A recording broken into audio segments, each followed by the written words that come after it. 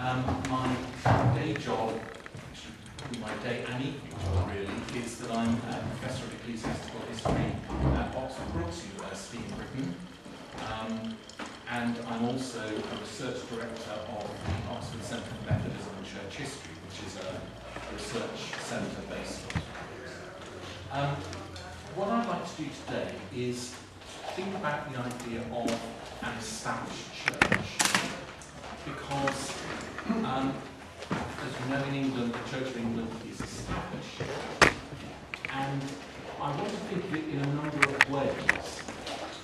I want to think about it in a contemplative way, because it has all sorts of oddities and curiosities, some of which are quite fun, some of which are illustrative of what it's like to have a state church. And then I want to think about it historically, which is probably the bit that might be a bit boring for you, but I'm going to try to avoid being too boring.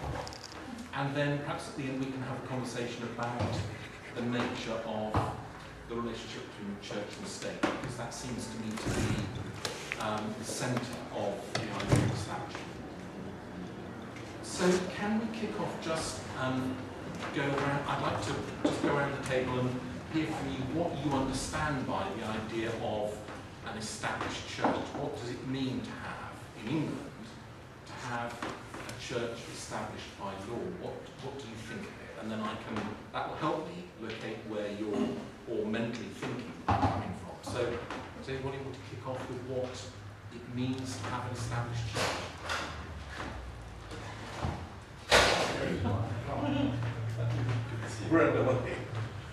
I apologize. My daughter just scored a goal, so. We met her. It was a different daughter. Oh, okay. Different daughter.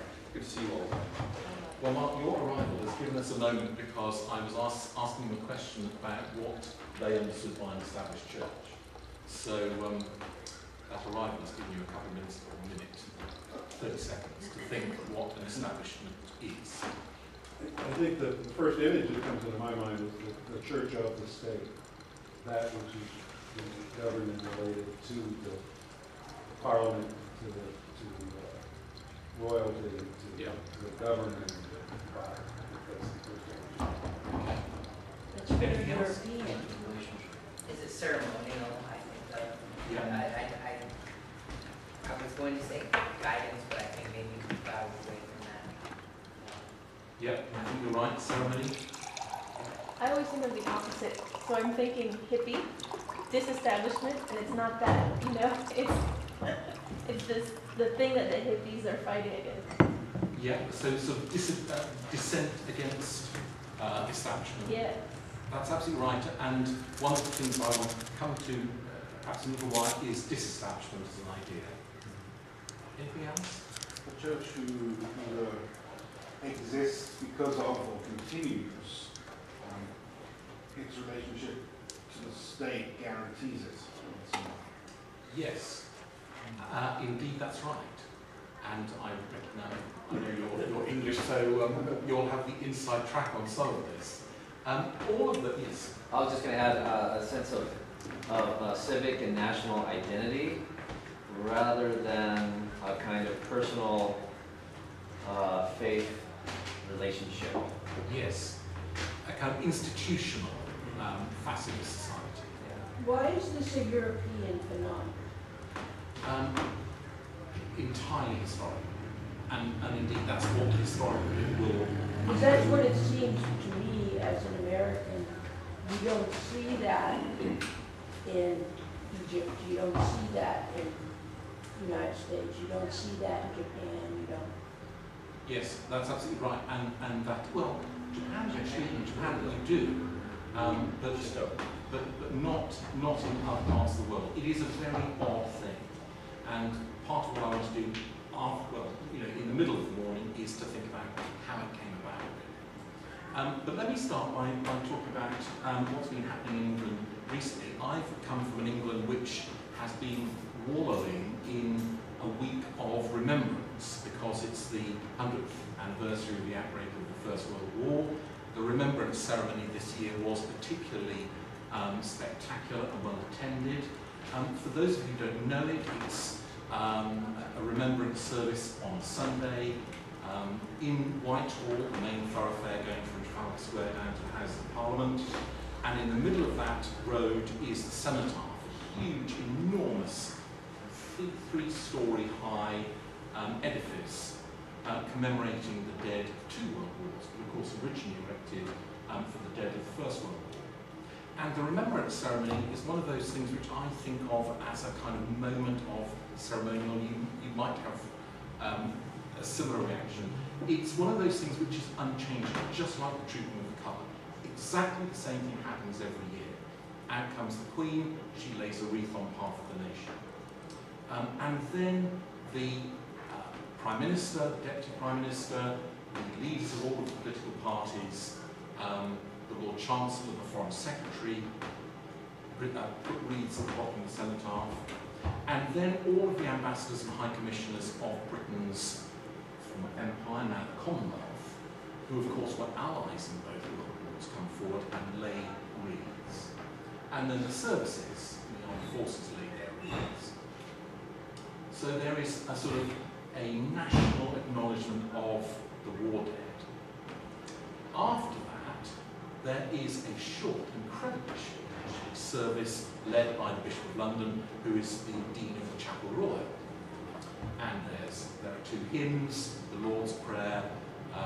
Richard Charters, the current Bishop of London, is particularly keen on the prayer of St. Ignatius Loyola, so he says the prayer of St. Ignatius Loyola, and there is a blessing, and then everybody processes out. And then the veterans come down and pass through Whitehall, pass the cenotaph, and lay their wreaths. What is remarkable about that ceremony is that it is a very, very Anglican moment. The Bishop of London, as chaplain, or Dean of the Chapel Royal, leads a service at which the state, the Queen of the state, is there in full power. What is more remarkable, perhaps, is that this year there were 16 other religious leaders represented. They stand behind the ambassadors.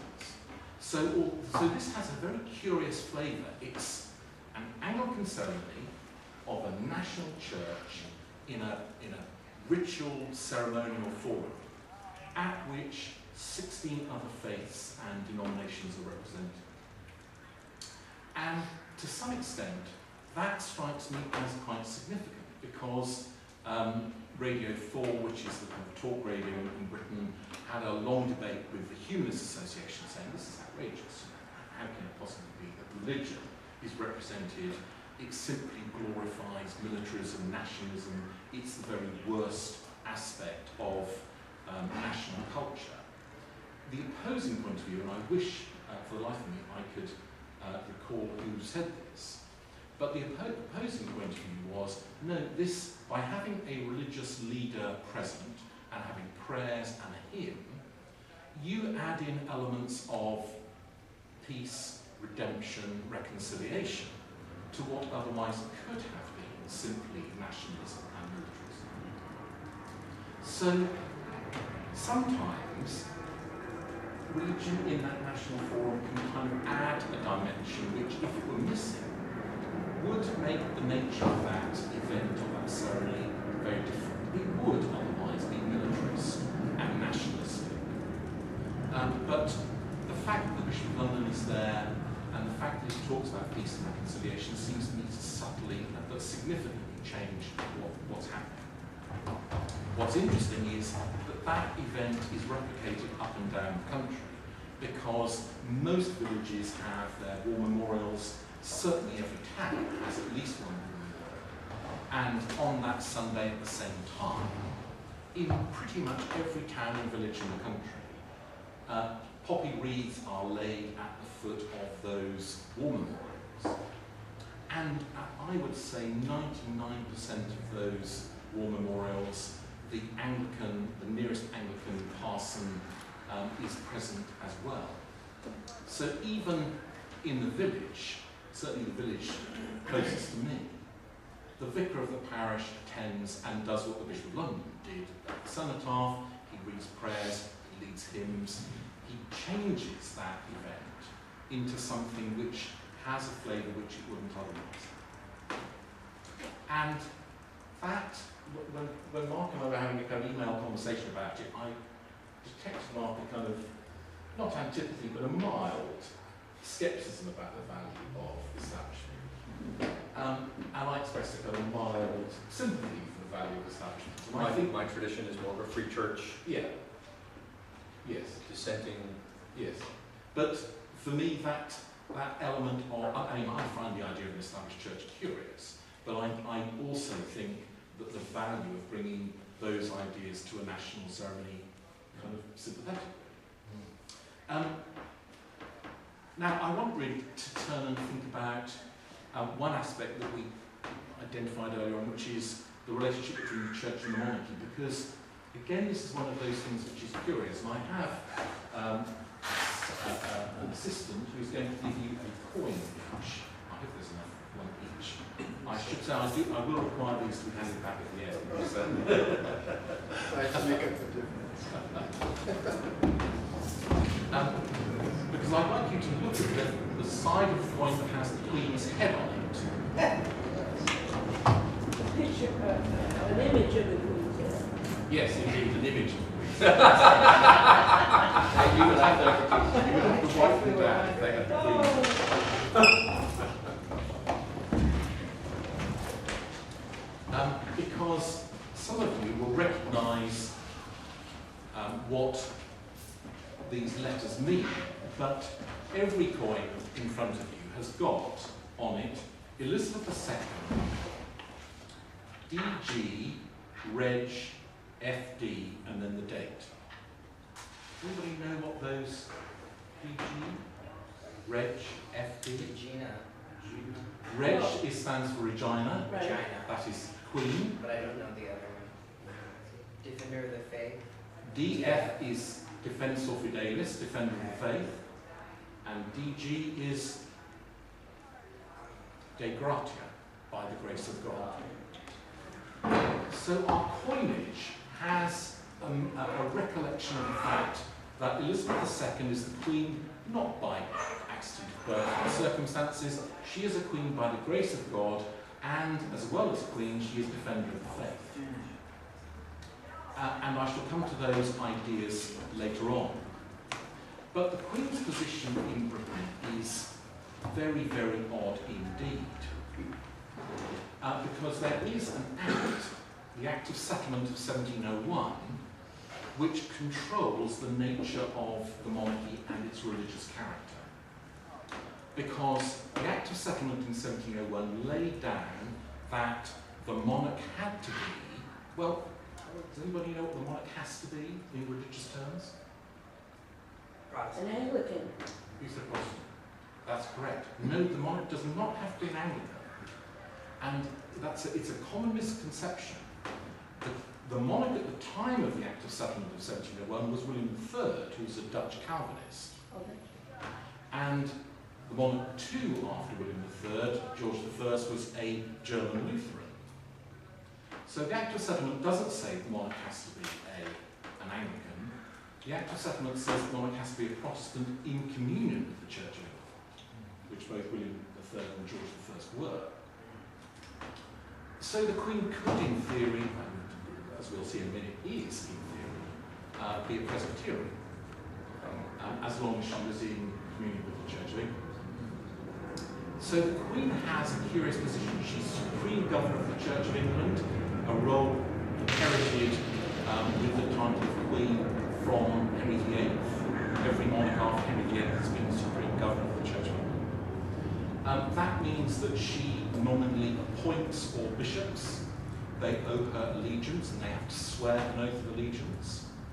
She has direct patronage of certain livings, as they're called in the country, so certain parishes are in her control. She has what are called royal peculiars, peculiars being things that she has direct control over. So, for example, Westminster Abbey is a royal peculiar. She decides who's the Dean of Westminster Abbey, and in theory, she can tell Westminster Abbey the Dean of Westminster, what services we can or can't take. But the Act of Settlement of 1701 says what the monarch has to be. It also says what the monarch cannot be. Anybody know what a monarch cannot be? That's right. The monarch cannot be a Catholic. And indeed, the law of 1701 is so strict that even to marry a Catholic debars a member of the royal family from their place in line with the throne. And there are currently 3 members of the royal family who have surrendered their position in the line of succession to the throne because they have married Catholics. And those 3 are Lord Nicholas Windsor, who's the son of the Duke of Kent, the Earl of St Andrews, who's the eldest son of the Duke of Kent, and Prince Michael of Kent. The Kent family seem to have a sort of a penchant for marrying Catholics. But each of them, if you look at if you look on the order of succession, it says who have been proclaimed legally dead from the point of view of succession. In other words, the fact that they have married a Catholic makes them legally dead. In other words, it means that they cannot succeed, but their children could. If they're Protestant. If they're Protestant, yes, if they're brought up as Protestants. And in fact, of course, I think I'm right in saying that children of Prince Michael of Kent and his wife were not brought up as Catholics, so they similarly are affected. So a monarch cannot be a Catholic and would have to abdicate if they convert to Catholicism. It is an absolute debar.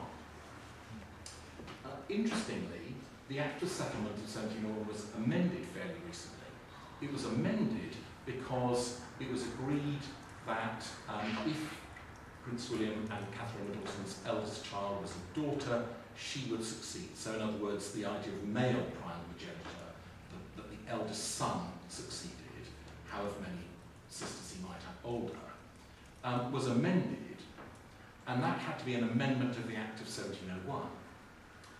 When back in the 1990s, Tony Blair, who was very sympathetic, as we'll see, to Catholicism, wanted to amend that aspect of the Act of 1701 and said that it was unfair discrimination against Catholics, nothing more was heard of it, and it's quite clear that the Queen had no intention of permitting that aspect of the Act of 1701 to be repealed. I should say that this business of Protestantism of the Queen is not simply legal. It is something that she has to swear her coronation oath to uphold.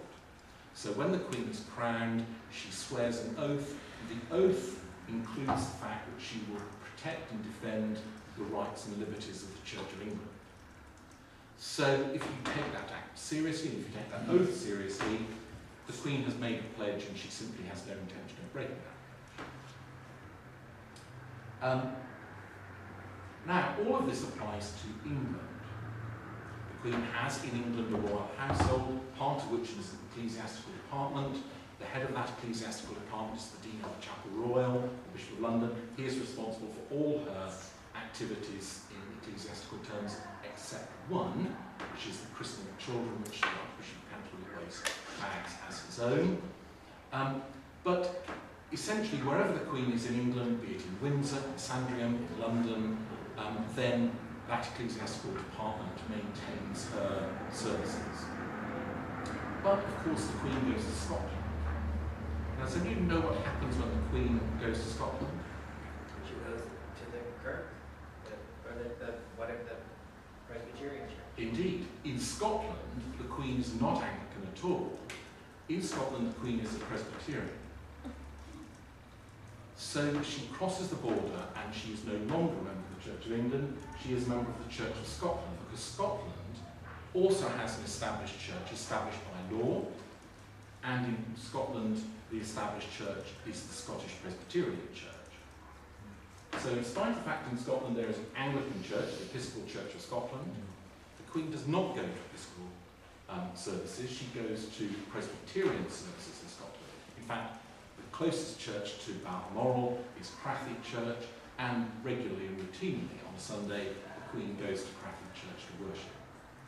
So in England, the Queen is an Anglican, in Scotland, the Queen is a Presbyterian, and she has a Scottish ecclesiastical household made up of Presbyterians who do exactly the same as her English ecclesiastical household.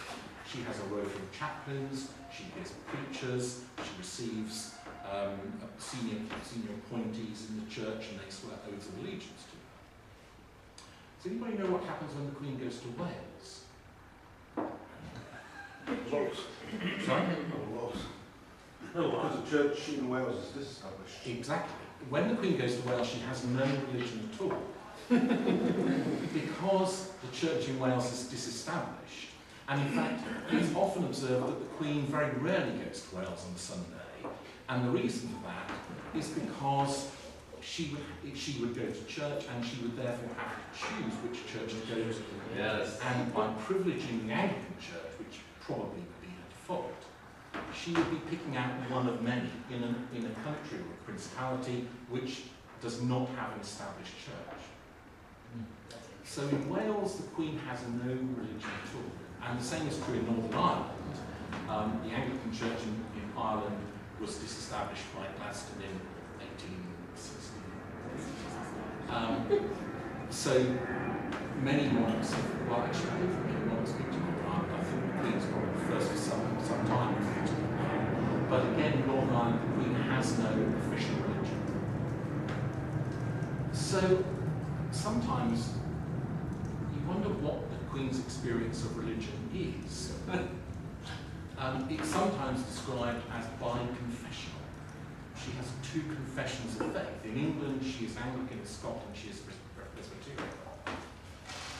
Either she has a kind of schizophrenic experience in which she can switch between Presbyterianism and Anglicanism, or perhaps, and I think this is more likely, she embodies a degree of amicable Protestantism. Right. A sense that it is possible for an Anglican to worship as a Presbyterian and for a Presbyterian to worship as an Anglican. But these two things are not mutually exclusive. And often, it seems to me, denominations set themselves up as mutually exclusive. But perhaps the Queen is an example of an individual who can break that exclusivity and can embody a sense of, as I say, amicability between two denominations. May I ask a quick question? Yeah. Had the vote passed in Scotland a month or so ago to separate from the United Kingdom, or Great Britain. Yeah.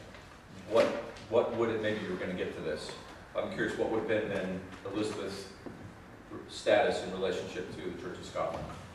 Nothing would have changed. She would remain head of the Church of Scotland. Obviously her life would change dramatically, but the Queen spends already 3 months a year in Scotland every summer. I suspect that actually in terms of her religious experience, nothing would change. So, even though had this happened, Scotland would not have recognized the British Parliament. No. They would have recognized Elizabeth as their queen. Yes, she's Queen of Scotland as well. Wow, interesting. Very, very complicated. The other aspect of this, which I think is worth mentioning, is that members of the Queen's family may also maintain that link. So, for example, her youngest son, Prince Edward, is High Commissioner of the General Assembly of the Church of Scotland. So he goes to act as the Queen's representative in Scotland at the General Assembly of the Church of Scotland's meetings. When Princess Anne, the Queen's only daughter, got divorced and then remarried, she did that at a time when it was difficult to do that in England, but not in Scotland. So she went to Scotland and was remarried in the Scottish Presbyterian Church as a Presbyterian. Presumably her line was, my mother's Presbyterian in Scotland, I'm entitled to get remarried, even though my first husband is alive in Scotland.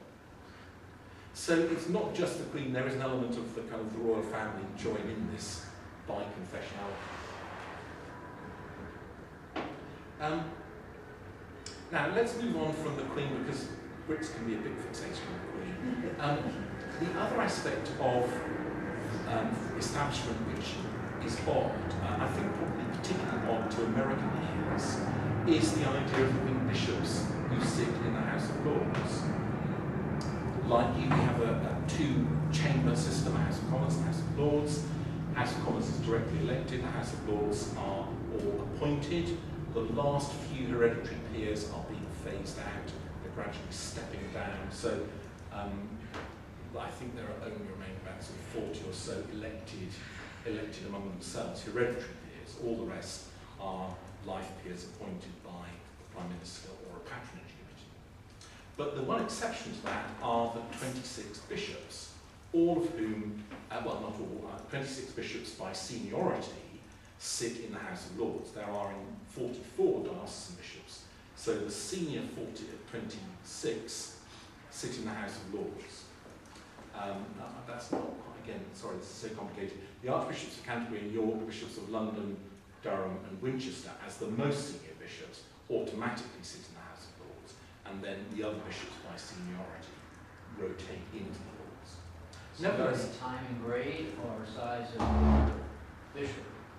It's the historic significance of those 5 dioceses, that they historically were the senior-most bishops of the Church.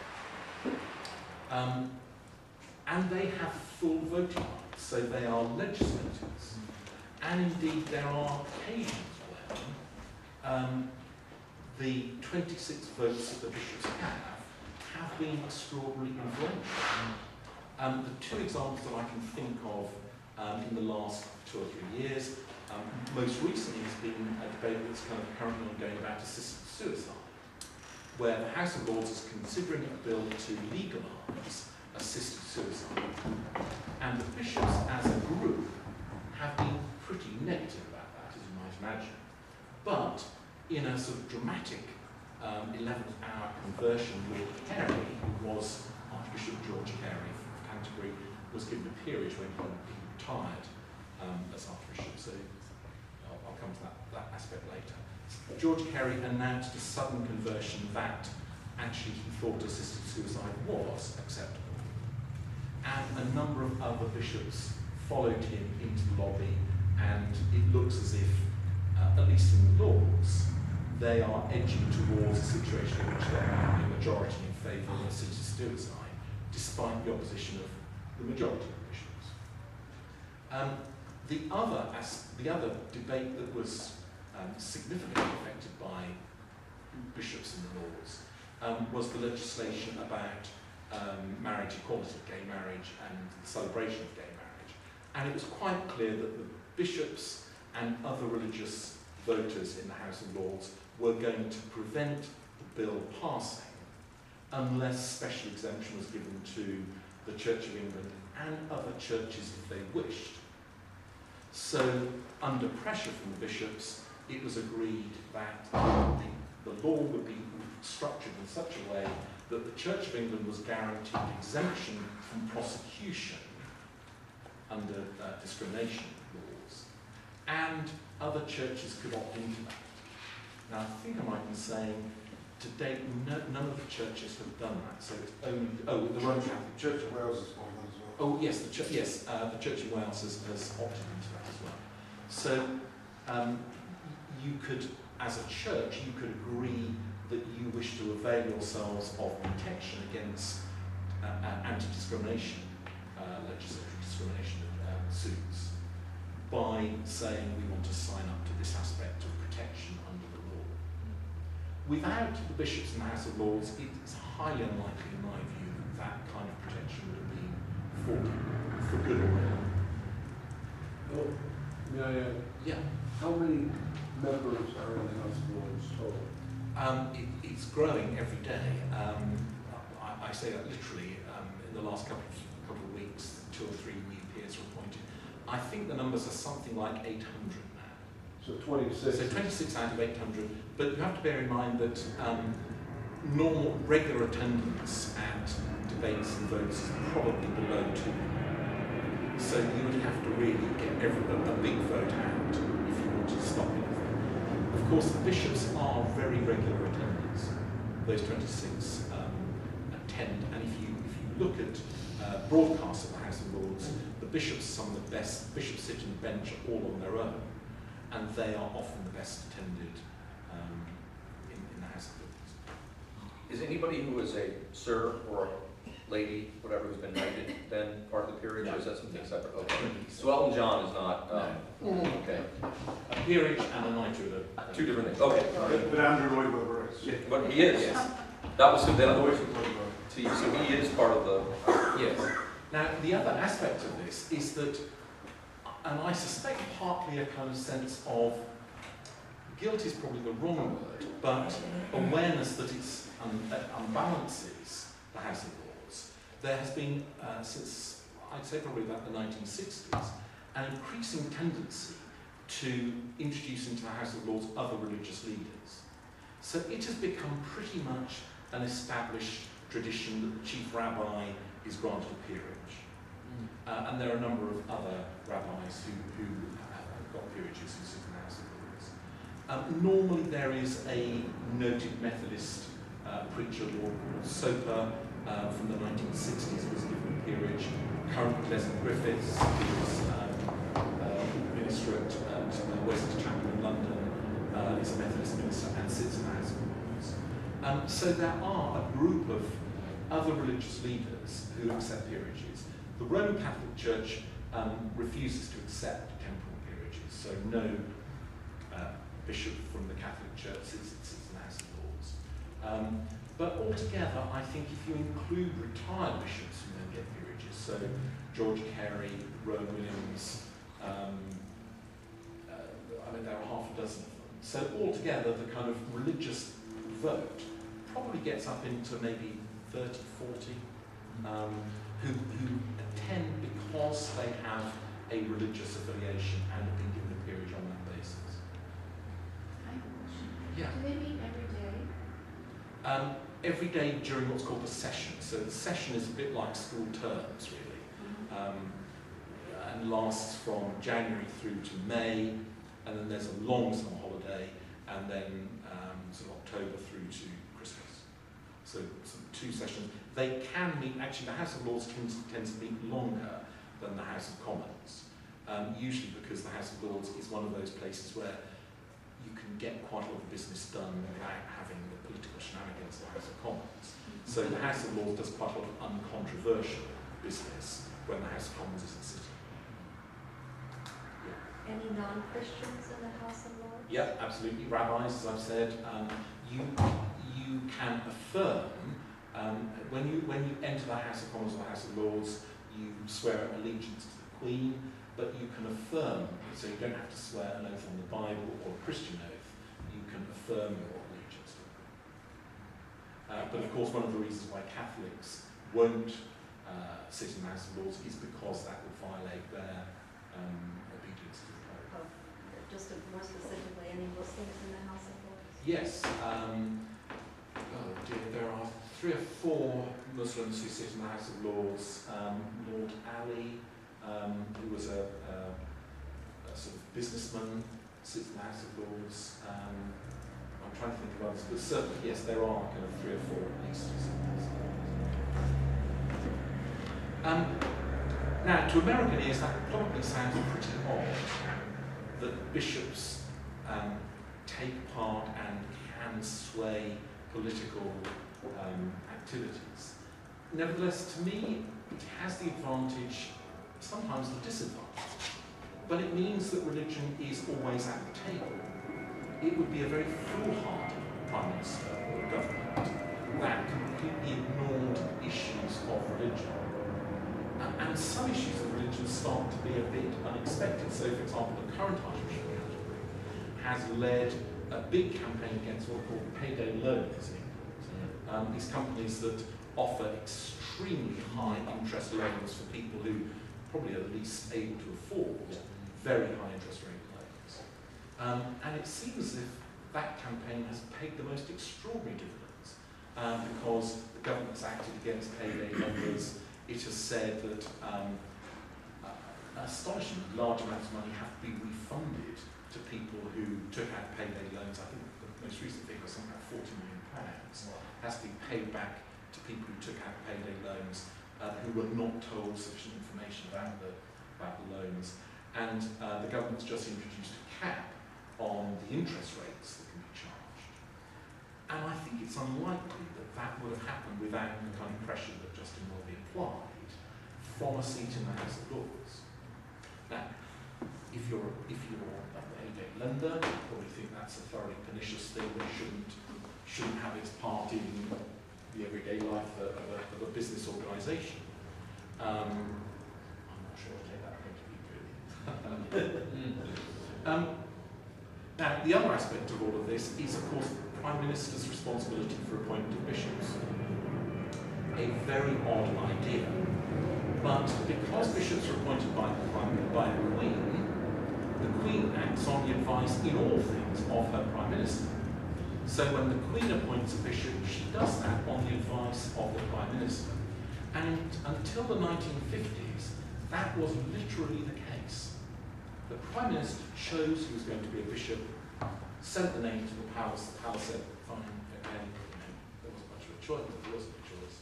Since the 1950s, there's been what's called a patronage committee, which has advised the Prime Minister and puts forward two names to the Prime Minister, and the Prime Minister chooses one of those to send to the palace. But the Prime Minister can say to the patronage committee, I don't like either, please give me somebody else. Let me give you some examples of the interference, in inverted commas, of Prime Ministers in that process. Those of you who can remember Margaret Thatcher might recall Margaret Thatcher had distinct views about all sorts of things. But Margaret Thatcher was a Methodist, she was the daughter of a Methodist lay preacher. So a Methodist lay preacher's daughter has the constitutional responsibility of nominating bishops in the Church of England. Now, what made that even more curious was, after the Falklands War, Margaret Thatcher was incensed that Archbishop Robert Runcie, at one of the Thanksgiving services, prayed for the Argentinians. She was furious about this, and it was quite clear that she had no intention of allowing Runcie to have any further influence. He wasn't invited to anything at number 10, he wasn't invited to any state banquets, he was out. Interestingly, the next Archbishop of Canterbury was George Carey. Very, very much an outsider, very much a conservative, not an Oxford or a Cambridge graduate, appointed from the far reaches of the Diocese of Bath and Wells, a conservative evangelical. Now, you could not have had a greater contrast with Robert Runcie than George Carey. And it is quite clear that Margaret Thatcher was making a point. I am not going to have any more silly Anglican bishops. I want conservative evangelicals who can support my Tory point of view. Gordon Brown. Did she ever admit this? No. Well, she certainly admitted that she was infuriated by Robert Runcie. Oh, okay. But I don't think she ever. I mean, the rest of that is informed speculation. Gordon Brown, as a Presbyterian, also appointed bishops in the Church of England. Tony Blair, does anybody know what happened to Tony Blair after he left office? He became Catholic. Most people assume that process started while he was at number 10. Certainly he was undergoing catechizing while he was at number 10, although he was received into the Catholic Church. So his wife Catholic? Yeah. So a crypto-Catholic, should we say, or a quasi-Catholic appoints bishops, and indeed two of those certainly were very clearly Tony Blair's choice. John Jones, who was appointed Bishop of Liverpool, a firebrand socialist, certainly a kind of left-wing radical, appointed to be Bishop of Liverpool, very unlikely to have been appointed a bishop without the intervention of Tony Blair. Rowan Williams, appointed as Archbishop of Canterbury, extraordinary choice that a bishop from Wales, indeed Archbishop of Wales, should come to England, the only case since the Reformation of, well, certainly, actually, that's probably not true, actually, the only bishop, certainly since disestablishment, the only case of a bishop coming from Wales to be Archbishop of Canterbury. And it was because he was of Tony Blair's progressive, kind of radical point of view. David Cameron undoubtedly picked Justin Welby because Justin Welby, as a former oil executive, somebody who knew about business, was of the kind of point of view that that David Cameron thought was a good thing to have a capital. So Prime Ministers, even when there's a patronage committee, have this part to play in the appointment of bishops. Now, one of the things that I asked Mark to do, and I don't know if you'd be able to do, is to circulate some Everybody has images. There are three particular people who I wanted to point out to you, really just for fun. The first of those is Lord Palmerston, you have a portrait of Lord Palmerston. Lord Palmerston is about the last person who would want to be in charge of ecclesiastical patronage. He was a womaniser of the worst sort, and astonishingly, he was a womaniser right the way into his 70s. You didn't leave your wife, daughter, maid servants on their own if Lord Palmerston was in the house. He was incorrigible. Indeed, he probably wanted to handcuff him if he was within the vicinity of anybody. So Palmerston was not somebody who you would think, this is a man who ought to be appointed bishops. Palmerston also took a very relaxed view of almost all government business except foreign policy. As for Palmerston, foreign policy was what he was interested in. Everything else was, Palmerston in 1857 is required to appoint to a vacant bishopric of Ripon. And Palmerston was aware that he'd heard a chap called Robert Bickersteth preaching fairly recently. And he said to his private secretary, chap Bickersteth was a good man, he'll be fine for Ripon, won't he? Private secretary does, prime minister goes away, writes to Lord Bickersteth and says, the prime minister graciously decided to appoint Bishop Ripon. You're expected to attend at Downing Street and then go to the palace for confirmation. Robert Bickersteth turns up. Palmerston greets him and says, well, congratulations, very nice, I'm not very senior bishopric, but it's good. As Robert Bickersteth is leaving Downing Street, Palmerston says to his private secretary, he's too young. Jolly young. Yes, he's incredibly young to be a bishop. He was in his late 30s. And then Palmerston thinks, oh my God, it's his father. I intended to appoint his father. It's too late. Robert Bickersteth is appointed Bishop of Ripon, and it all goes ahead. And it's just too late. He's been offered, he's accepted the diocese. Palmerston has made a power. Queen Victoria was, as you can imagine, not amused. Was he a religious person? Oh, Bickersteth was. Bickersteth was a priest. He was a good clergyman. So it wasn't a disaster for Ripon. Yeah. It was just Crazy. Just demonstrates the way in which church and state relations are prone to quirks. In some ways, even worse is Lord Aberdeen, who you also have a portrait of. Lord Aberdeen committed what Queen Victoria called the sin of Sarah, because Lord Aberdeen was similarly really not terribly interested in episcopal appointments.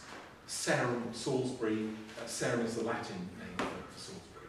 Salisbury falls vacant. Aberdeen is at a dinner party and is kind of chatting to people at the dinner party saying, I've got to appoint Bishop Salisbury. And somebody sitting next to him says, there's a very good chap, Walter Kerr Hamilton, who would make an ideal Bishop of Salisbury. So Aberdeen thinks, okay. So the next day he's with his private secretary, says, well, I was at dinner the other evening, somebody recommended Walter Kerr Hamilton. The secretary says, okay. He writes to Walter Kerr Hamilton, Prime Minister's graciously supposed to appoint him as Bishop of Salisbury. Hamilton accepts the post. Hamilton comes to Downing Street, accepts the post, thanks the Prime Minister, is appointed by the Queen, is consecrated Bishop of Salisbury, and a month later it leaks out that he had been about to convert to Catholicism when the letter arrived. It is said that Lord Aberdeen hardly spoke another word to the Queen because she just couldn't bring herself to say anything to such a stupid man. So you have a sense in the way in which, on the one hand, in the 19th century, episcopal appointments were sometimes incredibly neglected. But the third anecdote I want to tell you is of Gladstone. Again, who you have a portrait of. Gladstone was at the opposite end of the spectrum. Gladstone was educated at Oxford in the 1820s. He was a deeply religious man, very well versed in theology, had intended to go into the church himself, but had been diverted into politics. And he found theology and religion absolutely compelling. For Gladstone, the opportunity to appoint bishops was the most joyful experience you can imagine. For Gladstone, nothing was better than to receive a letter saying that a bishop had died. All sorts of opportunities. His private secretary reported that when a bishop died, the business of government stopped for at least 2 weeks. Because Gladstone would wallow in, who shall we have? Well, I ought to read the books he's written, perhaps I ought to go and speak to people about him, I need to consult, I need to think what the diocese is like. If it's Manchester, it's an urban diocese, I need to check his record, is he good in an urban environment? If it's Chichester, it's a rural environment. You know, he wanted, in Wales, they had to be able to speak Welsh. He went into this in incredible detail. Indeed, sometimes his private secretary used to, and the private secretary's diaries are published, so they're wonderful. Gladstone did what was called doubling up, which was if a senior bishop died, he would move translate a junior bishop, and then he'd have another vacancy to fill up. So, you know, the Bishop of Durham dies, and he'd translate Bishop of Chichester to be Bishop of Durham, and then he'd have to fill Chichester. Doubling up the fun and entertainment of the Gladstone. Instead of 2 weeks. Absolutely. I mean, you know, it was just a joy and a delight. He could read all that theology, he could push away all the government business because he loved appointing bishops so much. Was that a good thing? Did the Church of England get any better bishops under Gladstone than it got under Palmerston or Aberdeen? I'm not sure. But again, it illustrates the process that happened in the 19th century. That prime ministers had this direct patronage and control. Before that, in the 18th century, it was pretty much the monarch who had most say. The last bishop appointed directly by the monarch was a man called Charles Manners Sutton, who was appointed Archbishop of Canterbury in 1801, and it is said that George III, having heard that the Archbishop of Canterbury had died, rode over across Windsor Park, where Manners Sutton was Dean of Windsor, and knocked on his door and said, the Archbishop of Canterbury is dead, I want you to replace him. Without any reference to the Prime Minister. That was the last occasion on which that kind of thing happened. Thereafter, it was always in the hands of the Prime Minister. Now, that is kind of fun and games, really. It's, you know, these are historical antecedents of what happens today. But there are other ways in which the political structures control the church. All measures, all decisions by the Church of England are enacted in law, in British UK law. So if the Synod of the Church of England makes a decision, its decision, for example, about women bishops, about women ordaining women as clergy, its decisions about prayer book and liturgy are all then passed as Church of England measures by the House of Parliament. So the law of the land in England includes synodical decisions by the Church of England. And there are what are called church commissioners whose job is to see that legislation through Parliament. And they also maintain the church's estate, so they're responsible for the church's money. The Church Estate Commissioners include ex officio members who are the Prime Minister, the Lord Chancellor, the Speaker, and the Speaker of the House of Lords. So, although they're ex officio, they probably don't attend the meetings, nevertheless, technically, they are responsible for the lands and property of the Church of England. Moving away from Parliament, the way in which the Church of England has influence and connections. Before we move away from Parliament, I'm curious because I also heard in the news within the last couple of weeks, who's the new Prime Minister? I'm trying to think. David Cameron. Yeah, David Cameron, sorry. That he would like to see a significant change happen to the House of Lords that would remove all of the bishops and actually all peerage, right? Because he wants it to be a completely elected Yes, body, much like the US Senate is. yes. Do you have a sense of whether there's a possibility of that actually happening? Or is that, It's, put it like this, he's not the first, there's a long queue of prime ministers who said exactly that okay, and done nothing about it. yeah, okay. It's kind of, well, what do you say about the House of Lords? I'd like to reform it, really. Yeah, Tony Blair said it, Gordon Brown said it, John Major said it. It's kind of what you say about the House of Lords, and then somebody says, well, we're going to use ours. Forget it. yeah, okay. You've got some real business to get on. Gotcha. So it might happen. I think it's unlikely. Okay. You know. Moving away from Parliament into the country as a whole, if you think about the parish system, does anybody know who appoints clergy in the Church of England? Who decides which clergyman goes to which parish? The bishop? Bishop. Is it congregational? It's a complex picture. In about 40% of cases, it's the bishop. And it's in certain parishes that the bishop can say, I control that, the selection of that parish.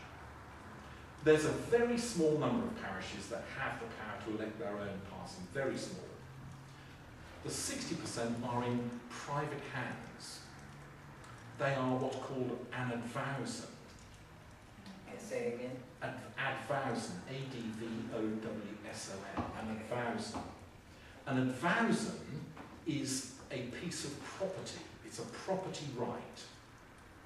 And it's the property right to enable you to exercise the choice of who is the clergy. And I say it's a property right because you can buy and sell it.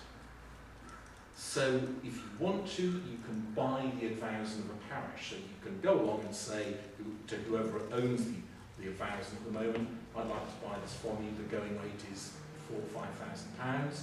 And then the next time the parish is vacant, you own the property right to appoint that parson to that parish. Jane Austen. Sorry? Like in Yeah. novels. Yeah, exactly, Yeah. exactly. Now, the vast majority of advowson owners consult the bishop and consult the parish.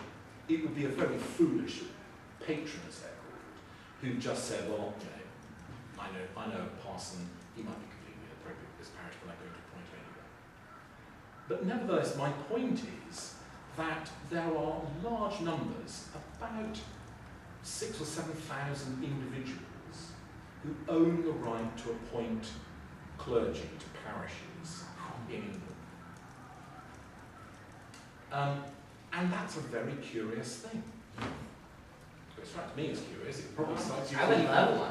I'd like to have to make one. Do you have to be a member of the I do Church like of England? that. You don't have to be a member of the Church of England at all. Do you have to be a Protestant? Right. No, you don't have to be a Protestant. So you could be a Jew Yeah. or a Catholic Yeah. and own an advowson, Or Yeah. a Muslim. or a Muslim. Indeed. Or an atheist. Yes, and indeed. Or an American. So these things, but what's significant for me is that it engages a significant number of people. Okay, in a population of 60 million, 6,000 individuals isn't that significant, but nevertheless there are individuals who are engaged in the life of the church because they've inherited a property right to appoint a parson to a particular parish.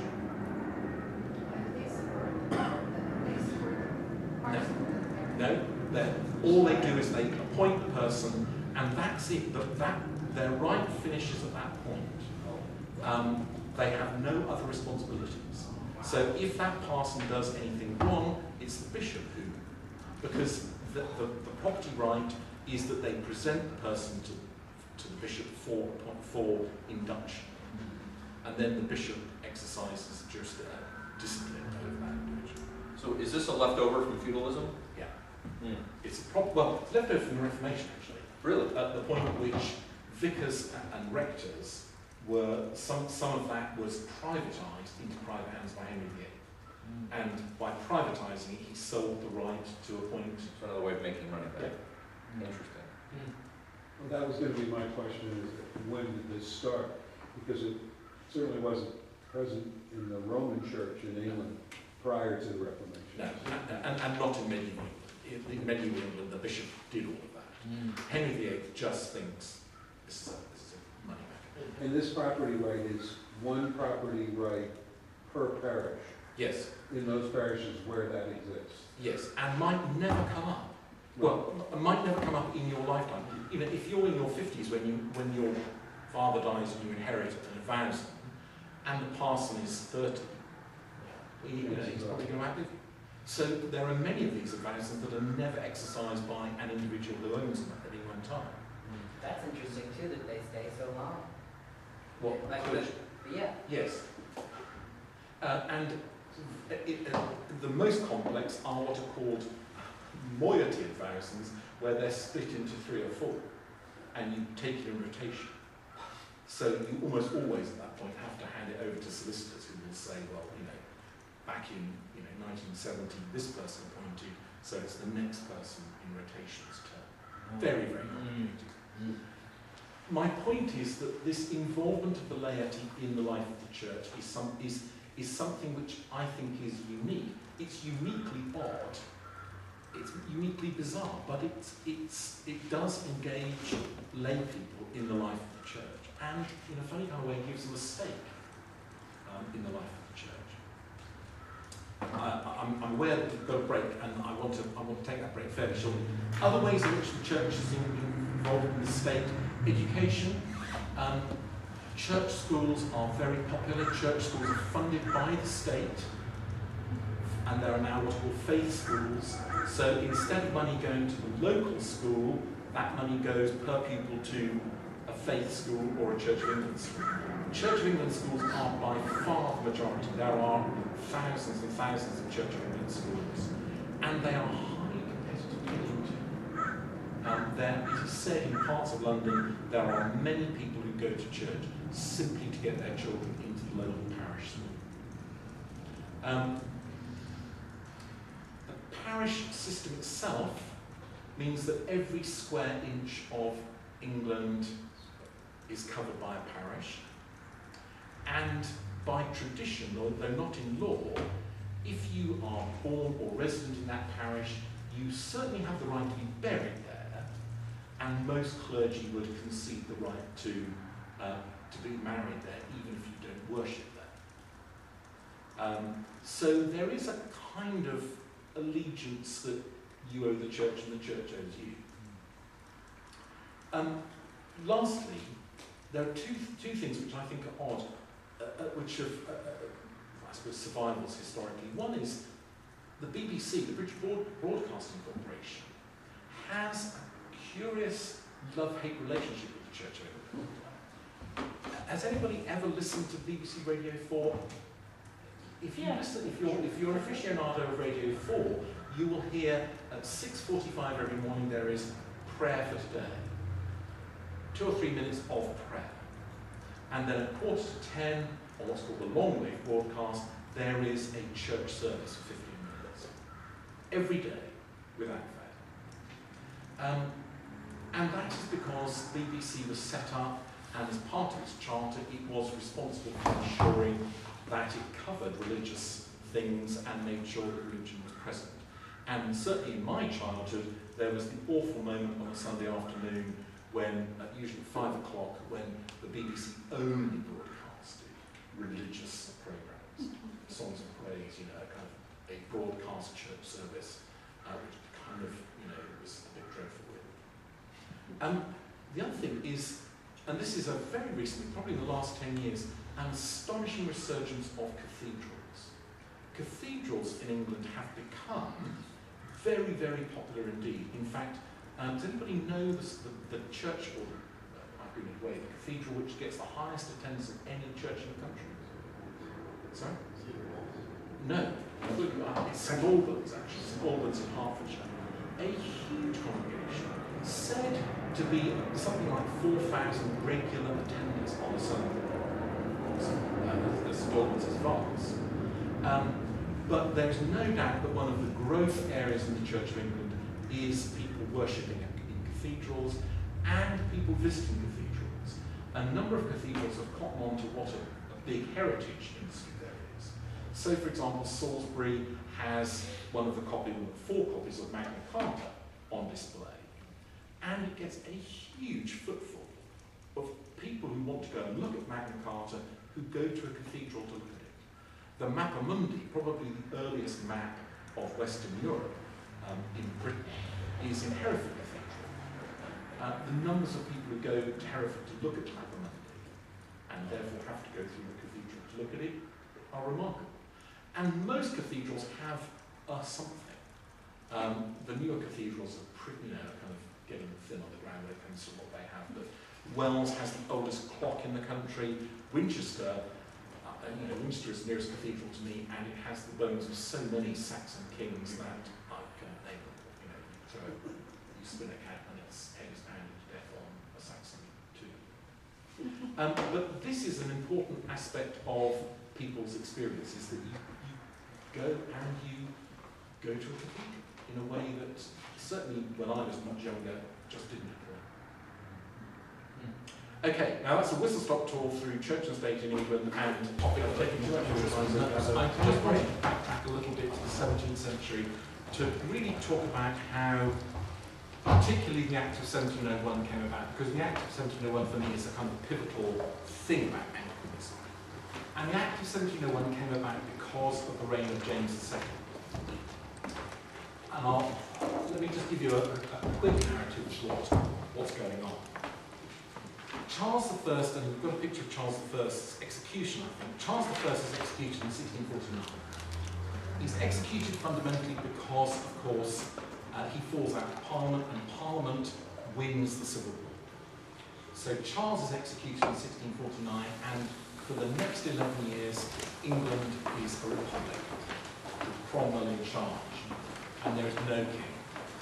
When Charles II is restored as king, nobody quite nails down what has happened. By which I mean, nobody quite says, this is the basis on which you are now king. He's invited to come back because the republic fails. He numbers his reign from the date of the moment of his father's death.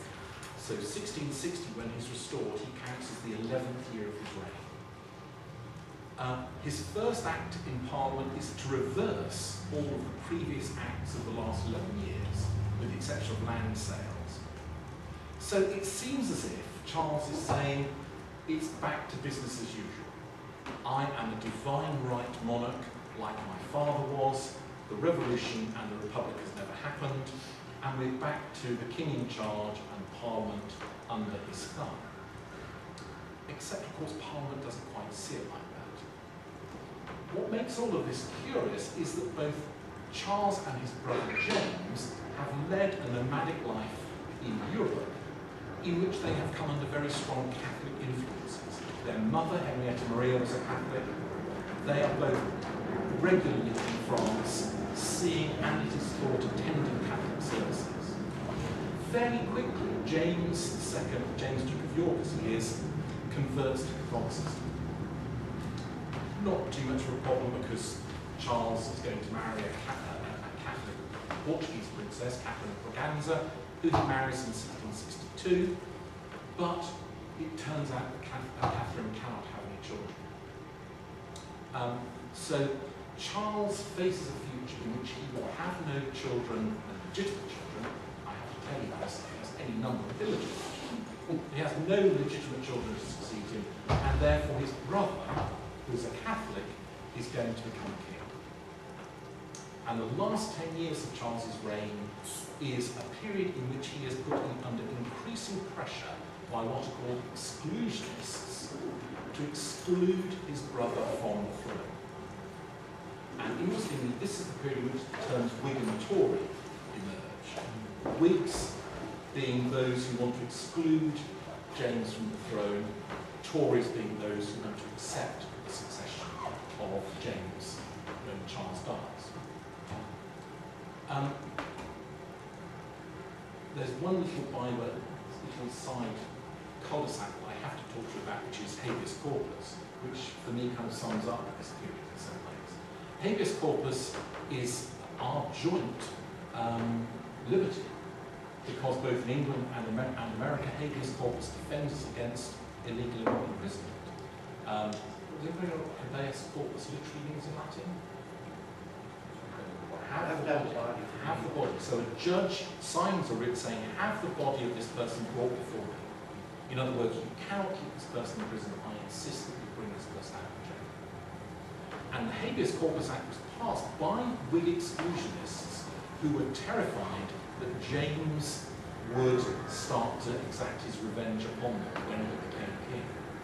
And it was managed by Lord Shaftesbury, who simply filled the figures, because Lord Shaftesbury was responsible for counting the votes in favour of habeas corpus as an act, and he realised as the numbers were going through the House of Lords lobby he was losing, and he just added 10 and won the vote.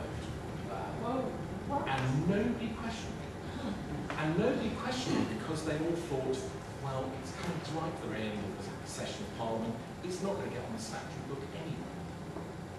But Shaftesbury had an evil plan to get around that as well. So once the House of Lords had confirmed the vote and had ignored the fact that he had 10, Shaftesbury grabbed the bill, ran through Parliament and put it at the bottom of a pile of other bills that were becoming acts. And the King wasn't actually present in person, the Lord Chancellor on behalf of the King touches the pile with a sword to indicate the King has given his assent. And he did this to the pile without knowing that habeas corpus was in there. So habeas corpus was passed and becomes our joint heritage by this extraordinary subject. But that was the extent that the Whig exclusionists were prepared to go, because they were worried that the Catholic king was not going to be, was going to be an absolute monarch, and was going to insist on converting England back to Catholicism. And indeed, anybody who knew of James's character realised how immediate that threat was, because James, unlike Charles was a very subtle man who would charm you and who would, he would handle people very well. James was a brittle, difficult man who, if he didn't get his way, had a temper tantrum, not easy to cope with. Charles is also forced by Parliament in this exclusionist feeling, or mood, to pass what's called the Test Act. And the Test Act said that you had, in order to hold any public office, you had to be, or rather, you had to receive communion in the Church of England once a year. So the Test Act, which lasted from 1672 right way up until, anybody know when it was repealed? 1829. So for that sort of 150, 60 years, to hold public office, you had to be pretty much a member of the Church of England or prepared to go to the Church of England. Many were dissenters who accepted conformity to the Church of England. According to that act, James, as a Catholic, was dispossessed of all of his posts. James had to resign as Lord High Admiral, he had to resign all of his Lord Lieutenancies, he had to resign pretty much everything. So James was stripped of all of those posts because he wasn't prepared to go to the Church of England as a Catholic. Charles dies in 1683, James succeeds, and for a moment everybody thinks, oh, this might be okay after all. James is crowned and takes the coronation oath saying that he would protect the Church of England, but almost immediately begins to undo the seacocks and allow the Church of England to sink if he can possibly make it. James, in my view, was undoubtedly intending to convert England back to Catholicism, and he does it in a very obvious sort of way. There's a rebellion against him, and he immediately appoints a number of Catholics as army officers. And when somebody points out that, well, these army officers are meant to obey the Test Act, they're meant to take communion, he says, oh, it's an emergency measure, and in any case, as if I'm on it, I can suspend any law I wish to. You start thinking, so you can suspend any law you wish to. And then James begins to agitate to try to get Parliament elected in such a way that it will agree to allow the repeal of the Test Act and to allow for the Catholicising of England. And he does this by gerrymandering the way in which Parliament is elected. So he reissues charters to towns which says, well, remember who had the right to vote? Well, now only the people in favour of my candidates have the right to vote. He begins a series of what's called the 3 questions. So every candidate for Parliament has to say yes to 3 questions, which are, do you support the King's repeal of the Test Act? Do you accept the King's power to suspend laws? I forget the third one is. And people start to get a bit worried about this because quite clearly only certain people are going to be elected. James decides that he will pack Oxford University and turn it into a Catholic seminary. So the Dean of Christ Church is vacant and he appoints a Catholic to that post. The Master of University College is vacant and he appoints a Catholic to that post. When Magdalen College presidency falls vacant, he appoints a Catholic and the fellows just rebel and say, we're not having this man. And he sacks the lot of them and says, well, if you won't accept the president of your college, you're out of a job. And there's a kind of turning point. That's probably the start of a turning point. Then James insists that bishops have to read out what's called a declaration of indulgence, which gives everybody freedom of conscience in religion. And the bishops refuse to do it because they know essentially what it is. It's an attempt to start the process of converting England to Catholicism. And James puts the bishops on trial, and in spite of packing the jury find the bishops innocent of sedition or treason. And immediately after that, William of Orange invades and topples James from the throne. James is interpreted by Parliament as having abdicated. James, of course, says, well, I was thrown out of the country, I'm still king. And James and his sons, and then his grandson, attempt on 8 occasions to re-invade England between 1688 and 1745. There are 8 attempts to take back the throne. So when William of Orange becomes king, the issue of the succession is very, very important, and that's why the Act of 1701 is so politically important, because people in England are terrified that the Catholic king will take back the throne and will exact his revenge upon people who have thrown him out. So the Church of England becomes a bulwark against both a religious and a political absolutist monarchy. And for all of the 18th century, the Church of England and the state are almost indissoluble. You cannot really separate them out. What is a political decision is also a religious decision. If you decide that you're going to have a treaty with France, how can you do that? James is resident in France. Can you make a treaty with a country which is giving aid and refuge to somebody who's claiming the throne of England?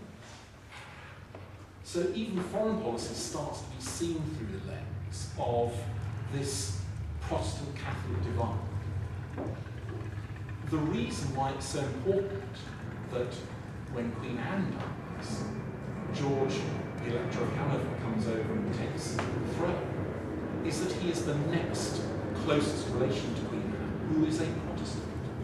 There are 6 other people who were more closely related to Queen Anne, who could, by right of hereditary, have inherited the throne, but were debarred by the Act of 1701 because they were Catholics. So England had to look to a German, to a Hanoverian monarch to come over and, as people put it at the time, save England from the prospect of a Stuart Catholic restoration. After all, when you think about it, Charles II had been restored to his throne. What was to stop James II being restored to his throne? So this was a live debate and conversation and thought, and probably most people between 1688 and 1745 lived in, if you were a Catholic, I suppose you lived in hope, but most Protestants lived in fear of a Catholic restoration of James II or his son and grandson. And I have to tell you, fairly recently I was at the Lewis Walpole Library in Connecticut. And the Lewis Walpole Library has got the papers of Edward Weston, who was the son of a bishop and who was a government minister. During the 1745 rebellion, his letters become more and more frantic because Prince Charles invades Scotland, he sweeps through the north of England, he gets to Derby, just, how far is Derby from London? 120 miles, something like that. So he's pretty close to, within striking distance of London. And what's even more worrying is that most of Britain's troops are on the continent fighting the foreign war, so London is not well defended. And Edward Weston's correspondence, they are palpably hysterical, because he's writing to people saying, they're coming, what do we do? What do we do if they get us, to London? How do we cope with this? So even in 1745, more than 50 years since James is thrown out, this spectre is haunting the British government. And in the forefront of this are the bishops. So the bishops see it as their duty to defend the state.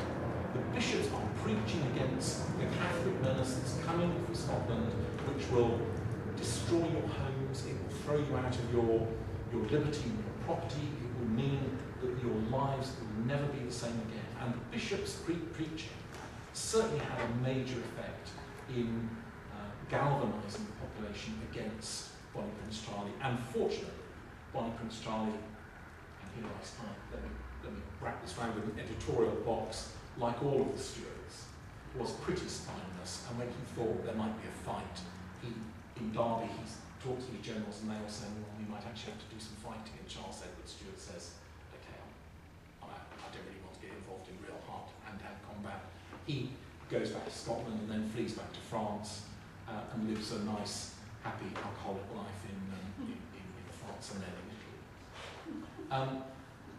And really, after 1745, the Stuart Catholic menace is dead. But nevertheless, in the 1780s, there are anti-Catholic riots in London, the Gordon riots, in which a fairly unbalanced Protestant aristocrat is able to whip up anti-Catholic support and cause about 4 days of riots. In 1801, when it looks as if Pitt is about to say that in Ireland, because Ireland of course was so strongly Catholic, in Ireland Catholic emancipation or freedom for Catholics would be permitted, George III says he simply won't countenance it because it violates his coronation oath, and Pitt is forced to abandon Catholic emancipation for Ireland. It's only in 1828 and 1829 when the government is strong enough that it forces the then King, George IV, to accept Catholic emancipation. But anti-Catholicism remained very, very strong in England all the way through the 19th century. What's called the restoration of the hierarchy in 1851. Again, there are riots in London when Catholic bishops are allowed back in, and a special act of Parliament is passed which says Catholic bishops cannot use the same see titles or diocesan titles as Anglican bishops. And then they have this later 19th century anti-ritualist worry because ritual starts to feel a bit Catholic, it's all a bit high. The Oxford movement gets so high that people think, well, they're pretty close to Catholicism, and there have been a few fairly major figures who've gone over to Catholicism, Newman, Manning. So anxiety about Catholicism is very, very deep in British society, and I suspect that was an element in Tony Blair's decision to convert to Catholicism only after he had left 10 Downing Street. That anti-Catholic prejudice and discrimination, well, as I mentioned, would it be fair to say there are still those kind of reverberating echoes of anti-Catholicism in England? Definitely. We had a Roman Catholic school. It was very distinct. We chose to go to the local Roman Catholic comprehensive. Yes. We were marked out. Yes. It's, I think it's probably fading away, but its origins lie in the late 17th century, in the way in which James is just the worst possible advert for Catholicism. You could not imagine a worse post-war for Roman Catholicism this side of some of the medieval posts. So that's the sort of historical background to this. Now we've got half an hour for conversation, thoughts about the future. As a historian, I'm not very comfortable with the future. I'm not very comfortable with the past. But I'm happy to sort of talk about any aspects of Anglicanism and the Church. Yeah. So I'm fascinated by this idea that the Queen herself changes religion, and can you explain that more? I mean, is it just because she's in that? I just don't get it. Like, I mean, she herself is. Well, I think there are a number of aspects to this. One is that she has no choice about it. All of her forebears have done the same. So it just comes with the job. When you're monarch, you know that in England you're an Anglican and in Scotland you're a Presbyterian. But that's a denomination, not a religion. Absolutely, that's right. There's no doubt in my mind that the Queen is a very devout woman. Have you ever seen on YouTube or anything like that? Have you ever seen the Queen's Christmas broadcasts? Yes. What I think is remarkable about those is that, now you might say this is forced upon her because she is Queen of 16 realms besides England, and her Christmas Day broadcast is broadcast in all of those other realms. So she's Queen of Canada, she's Queen of Australia, she's Queen of New Zealand, she's Queen of a litter of countries across the Caribbean and in the Pacific. So she can't simply bang on about London and what she's done on her holidays, and that's so she has to make something which has got a universal applicability. But the Queen's approach to that has been always to talk about religion. And she, peace, redemption, reconciliation are very, very powerful themes that she always refers to in her Christmas broadcasts. And she always invokes the name of Jesus Christ at the end of her broadcast. So it strikes me that when you compare with her father and grandfather, this is the very worst kind of thing to do in a formal setting, but who are probably relatively nominal Anglicans, if you can diagnose an Anglican, if there's a degree of Anglicanness, it strikes me that she is not a nominal Anglican or a nominal Protestant. She is a very devout one. But I think she is a supple, and she's got that Charles II ability to see that actually what she does in Scotland is very, very similar to what she does in England. The prayers are probably pretty similar. The only difference is they don't have bishops. I'm trying to think the doctrinal differences between Presbyterian Church in Scotland and the Anglican Church in England. Besides the episcopacy, can anybody help me with this? Sorry? Well, nominally both are Calvinists. Yeah, the 39 articles are. But I don't think the Presbyterian Church in Scotland, I think the Presbyterian Church in Scotland is nominally Calvinist, but everybody has their fingers crossed when they're saying it. So it's... What about Charles? Interestingly, Charles has said that he would prefer that FD to be defender of faiths, or defender of faith, rather than defender of the faith. He doesn't have a choice about that. This is not something that he can, when the Queen dies, he can sit down and say, well, this is how it's going to be, it's going to be that. That is laid down by Parliament that he's defender of the faith. He can't change it. So he may think of himself as defender of faiths. Charles appears to be much more on the radical, hippie, homeopathy, kind of sandals and incense. That's a terrible slur upon very well being. Mount Athos, or Sorry? Mount Athos? How do you say it? Yes, he regularly. It is said he regularly goes and spends time in the monasteries at Mount Athos, and seems to be somebody who has a faith, but probably less decidedly Protestant and Christian perhaps. What about his sons? I don't know. I'd say they swing back again Sorry? I'd say let's swing back again. I think, yeah, I think probably, yes, there's certainly a bigger sense of duty among his sons than in Right, you don't want to be whatever your parents were. Yes, yes. Americans don't see politicians as religious unless they're trying to deceive you. Yes.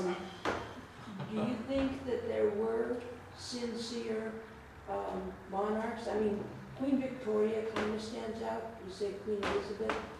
Can you think of others that were really believing, you know, it's my job to be head of the church and I'm serious about this, or it's just one of my duties? Henry VIII, certainly. Well, I mean, yes, certainly. Well, Henry VIII, of course, was the man who is granted the title Defender of the Faith by the Pope for his attack on Luther. Yes, I mean, there's no doubt that there have been very devout Christians and Protestants. Charles I is declared a martyr and a saint by the Church of England, the only saint in the Church of England to date. So yes, Charles I has Charles II dies a Catholic. He's received into the Catholic Church on his deathbed. James, of course, is a Catholic. Queen Anne is a very, very devout Anglican indeed. Queen Anne is almost the sort of poster girl for the Church of England in the 18th century because she is such a strong Anglican. As is her older sister, Mary II, who is the Mary of William and Mary. Mary's death in 1694, is a cause of national mourning because she is such a devout Anglican. And the bishops are in the forefront of the moaning and wailing and gnashing of teeth through. I mean, those that don't appear to have been particularly strong are relatively few. I suspect George I was probably not even a nominal Lutheran, really. He divorced his wife. People often think that there's only one divorced monarch in British history, which is Henry VIII, but of course George I was divorced from his wife. George II, George III, I think, was famously pretty a man of faith. But whether George V and George VI, the Queen's father and grandfather, I suspect not very much. Can you talk a bit about what does it mean? What do you think it means to be Anglican in the 21st century? To be Anglican in the 21st century. That's the most difficult question that somebody could ask, really. Thank you. I think Mark, you get one. We're all ears on your answer. I'm so glad I'm not the one teaching today. We are recording the answers.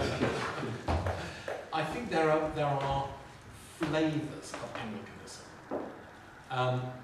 There's no doubt that working in a city like Oxford, I see a series of very, very distinct strands. So there is a very distinct high church Anglo-Catholic strand, which is quite distinctly un-evangelical, but of course was very badly affected by the Ordinariate. Have you followed the Ordinariate? Mm-hmm. Drained away a very distinct group of people, particularly in the northern diocese.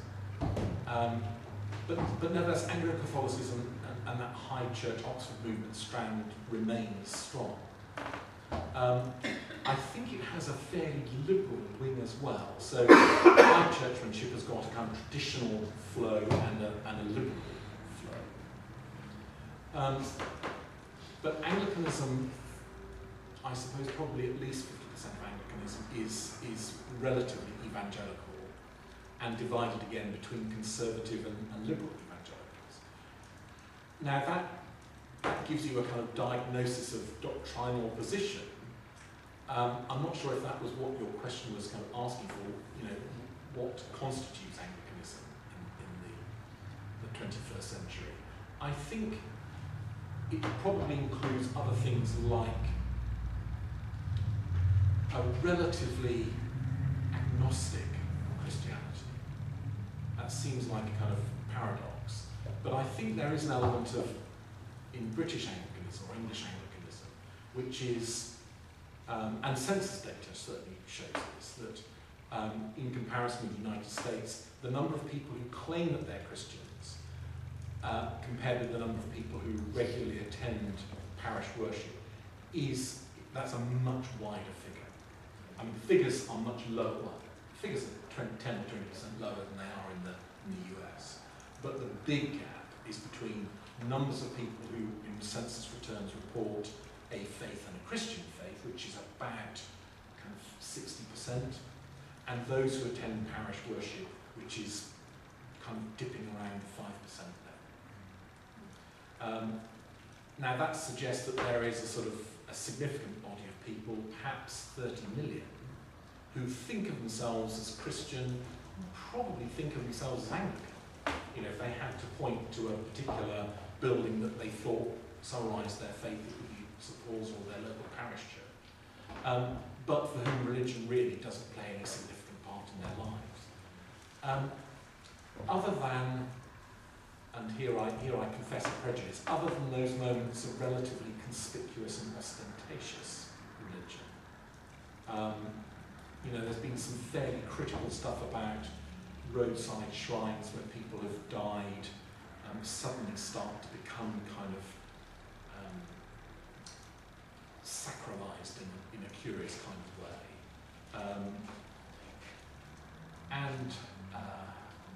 When some celebrities die, or when, you know, there's a sort of an appropriation of them for some of the most ostentatious clergymen. So there are moments when Christianity kind of a sort which I think is fairly attractive, kind of pushes itself in an ostentatious way into the public square.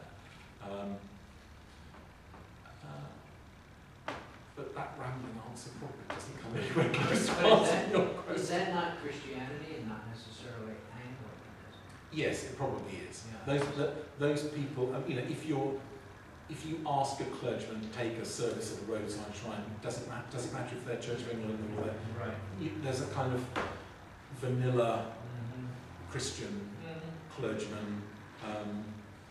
One of the experiences I had fairly recently was going to the funeral of a friend of mine who was taken at a crematorium, and as I was chatting to the people at the crematorium, they just have a rota of clergy who mainly retired, but it's kind of, you turn over the card, it could be a Baptist minister that day, next day it could be a Methodist, next day it could be an Anglican. They just have a rota, and nobody seems to worry about that. It's, you know, somebody's being cremated at the crematorium, there'll be a minister there, that day happens to turn out to be a Baptist minister. Well, nobody says that's a problem. So there is a kind of pureeing or a sort of lowest common denominator element perhaps in some of that, in that doctrinal barriers seem less significant. You don't sound very hopeful for Anglicanism in England anyway. Well, other than in the big museum cathedrals, in terms of there being some vibrancy. Sometimes I can despair of the Church of England. I mean, the Church of England is the most magnet organisation you could possibly imagine. And some of its bishops are, the bishop isn't here today, is he? He's not listening. Not at the moment. Some of the bishops in the Church of England are astonishingly stupid. I mean, just indescribably stupid. But somehow the Church of England manages to bounce back. I'm saying that Giles Fraser's got this article in today's Guardian about the kind of rural collapse of Anglicanism, but the urban revival of Anglicanism. Now, much of that is around cathedrals, but much of it is also around bigger churches where we were talking earlier about you can be relatively anonymous. If you're going to a local parish church which has got 20 people or 10 people, or, you know, as in some of those kind of those not the 9 o'clock news jokes with sort of 3 people at the service, and one of those was the can of tomatoes that's given as part of the Harvest Festival offering, you know. That can be a very dispiriting experience. But, and the other person is the organist, by the way. But,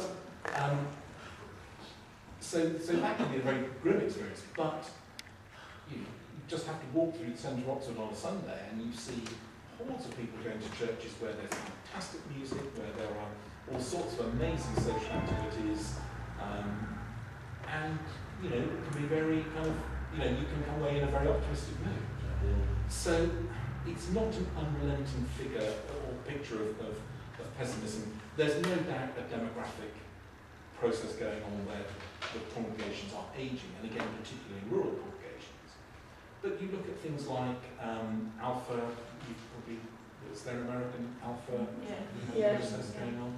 I mean, you know, starts in Holy Trinity Brompton and suddenly becomes a kind of worldwide phenomenon and appears to target young professional people as its particular target audience, and seems to be very successful in doing so. And mercilessly pilloried in England for being a kind of dinner party Anglicanism, because it's all set around a kind of, you meet together and you have dinner together in church and that sort of thing. But there are other things. Liquid church, do you have liquid church in America? You know, this kind of fast moving, you don't worry about buildings, you don't worry about anything, you kind of set up a congregation, and if it doesn't work, you move on to the next place, and you work in church halls or parish halls or schools or bus shelters, wherever it is. You know, and it's very quick, and if it works, it works, and if it doesn't, you move on and very quickly set up something else. So there are these kind of vibrant elements of Anglicanism. It's not an unrelenting picture of it. Can you speak to what you think is, how what you just talked about is influenced by international multiculturalism? In other words, all nations seem to be becoming more multicultural. I Yes. believe England would be included. Yes, that's certainly the case. Alpha is a good example of something which has been attacked for being not very multicultural. Indeed, Alpha is often thought in England to be very white Anglo-Saxon. But there's no doubt Pentecostalism is a rising feature not in the Church of England, well, there is an element of Pentecostalism in the Church of England, but outside the Church of England, and that is very clearly rooted in ethnic minority communities. And I think that is starting to be something that the Church of England pays a great deal of attention to. Because if you're in an urban parish, if you're in a city parish in London or in any of the other cities, you cannot fail to spot that there will be a big Pentecostal, Black African or Latin American oriented church in your city. And it's growing exponentially. And I think the Church of England is struggling to cope with that and to catch up with it. But I think there are some places where that is the case. And South London is said to be one of the places where Anglicanism is learning all of those lessons and starting to apply them. So I suspect that's one of those questions which, if you ask me in some 10 years' time, the Church of England might have learned that lesson in a much more full-blown way. Part of the difficulty, of course, in England is that multiculturalism only works in cities where you have significant ethnic minority populations. So Leicester, for example, would be one of those. The city nearest me, Winchester, if you set up a congregation with a focus on ethnic minority population, you can hold it in phone balls. It's a very white population. I was just noticing too, when we think about the future of Anglicanism, there's a distinction between the future and optimism around the Church of England and what we think of Anglicanism as a concept, as a style. It seems to me the two things are not necessarily the same. Yes, that's absolutely right. And I think probably one of the experiences of the Lambeth conferences is to demonstrate to the Church of England how un-Anglican the Church of England is. And that Anglicanism has become a worldwide phenomenon and really left the Church of England in a bit of a sort of sidewater and not really in the mainstream at all. That was very forcibly brought home, I think, to Rowan Williams, particularly over the disastrous attempt to appoint Geoffrey John as Bishop of Reading, a gay clergyman who was going to be controversial from the very beginning. And Rowan Williams really, I think, behaved in a fairly spineless way because he supported Geoffrey John and said he would support him. And then when it just got too hot, he kind of went to him and said, look, it's going to be easier if you just back out of this. And I think that kind of demonstrated that he hadn't appreciated how much worldwide Anglicanism was different from English Anglicanism. So grappling with that is a problem. I suspect that's the reason why the most recent Lambeth conference has been delayed by, is it 1 year or 2 years? It would have been held in 2016. Sorry? 2018, wasn't it? Yes, so it's been put back 2 years. And the sort of popular interpretation of that is that Justin Welby similarly thinks he needs at least 2 years to kind of accommodate some of those more conservative elements of worldwide Anglicanism with some of them, in North American context, the much more liberal expressions of worldwide Anglicanism. So the Church of England is caught in this kind of middle position of holding the ring against Ugandan and African fundamentalist conservatives and North American and, in some cases, Far Eastern liberal Anglicans. And that's a very difficult position to, because you start to end up discussing a menu rather than anything more significant. What we discuss at those in the full hatchback, well, do you want the cheesecake? That becomes what we talk about. Yeah. Two parts to the question. First of all, historical with regard to the Archbishop of Canterbury and the role that they played at the time when the prime ministers were basically in charge of who became bishop and all that. What was the role of the Archbishop then? And then today, the role of the Archbishop of Canterbury as far as Anglicanism is concerned. I was curious about that. In the 19th century, and to some degree in the 18th century, it largely depended on the personality of the Archbishop. There were some archbishops who simply intruded their way into and kicked the door open when it came to Episcopal appointments. Frederick Temple, for example, in the 19th century, had been a headmaster. He wasn't, his job as being headmaster was to tell the masters what to do and to thrash the boys. He wasn't going to be left out of anything. So when Gladstone had these moments of frenzy, Frederick Temple would get round down the street and put his oar in as well. But of course Temple knew that he had the Queen on side as well. So, yeah. And similarly, later on in the 20th century, there were Cosmo Gordon Lang and Geoffrey Fisher, both headmasters. Fisher famously upgraded most of the bishops. Michael Ramsey, who was himself later Archbishop of Canterbury, said being told off by Geoffrey Fisher took him back to a time when he was a boy in Geoffrey Fisher's school. And he said, you wait outside the headmaster's study, and he flashed, in Lambeth Palace, he flashed back to 40 years that when he was, and of course Geoffrey Fisher was not going to be told by Attlee or Macmillan or any of those prime ministers who was going to be a bishop. He would just say, this is what I think we're doing, and that was that. So it depended on how dominant you were as a personality. In terms of the role of Archbishop of Canterbury today, I think it's popularly assumed to be possibly the worst job you could ever have. I think Rowan Williams' experience as Archbishop was a very, very painful one indeed. A number of my friends are clergymen in Wales, and there's no doubt that Rowan Williams was one of those people who was just far too bright, really, to be an Archbishop or a bishop. The clergy in Wales would go listen to the Archbishop, and they'd all come away thinking, he'd have these highly abstract conversations with the clergy, and they just didn't understand what he was talking about. And I think there's an element of that when he was Archbishop of Canterbury as well. But of course, that also was a refuge when you're up against it. Abstraction becomes a mode of behaviour to avoid being tied down to concrete things. It's often struggling. It's kind of Anglican, isn't it? If you're a very bright, able bishop and you've got a tough, problem in front of you, you head for abstraction. You never want to get down into the detail. It's Um, 20 statements that you share. What's your assessment of Tom Wright as and he obviously no longer bishop, but as a bishop? Speaking of people who were top scholars.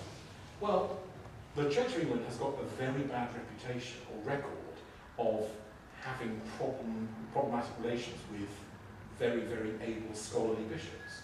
Anybody remember David Jenkins, the Bishop of Durham?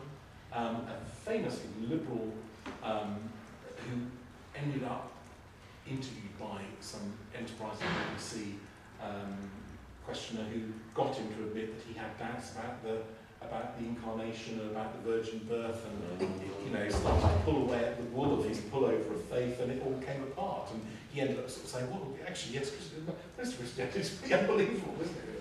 So having a scholar as a bishop is not a good thing. Tom Wright, I think, was an impressive scholar, but when you start to listen to some of his stuff about St. Paul, some of my students kind of say, how is this man a bishop? How do you have these views about St. Paul and be a bishop? Well, I suppose my view is, are those the best people to have as bishops? I think maybe so, though. Sorry? I think maybe they're the best people to have as bishops. Yes. He's a very polite person, isn't he? Even if he completely disagrees with you, he's still going to say yes.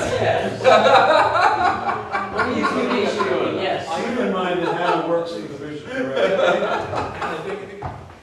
I think there are some very good examples of very impressive theologians who made that. Michael Ramsey being one, who, as both Bishop of Durham and Archbishop of Canterbury, was a stunningly successful scholar bishop. But when I start to count them up, they're not that many. So it's not impossible, but mostly bishops who are scholars get themselves into a tangle. In Britain, I suppose in England, who would I say are the standout bishops of the 20th century? There is only one for me, and that's William Temple. Who is a scholar bishop, but is also a man of extraordinary conscience and progressive but sympathetic to the people of tradition. So you look at the bishops since then: Cosmo Gordon-Lamb, Geoffrey Fisher, Michael Ramsey. As I say, I think was a hugely successful. Donald Coggan, Robert Runcie, I think, was another Rowan Williams, very, very able, but just ground backwards and forwards over Margaret Thatcher's toes and was never going to get anywhere after that. It's a terrible job being Archbishop of Canterbury, because you just have to try and navigate your way through all of these conflicting things, and it's a thankless task. So, if I could just make sense of that.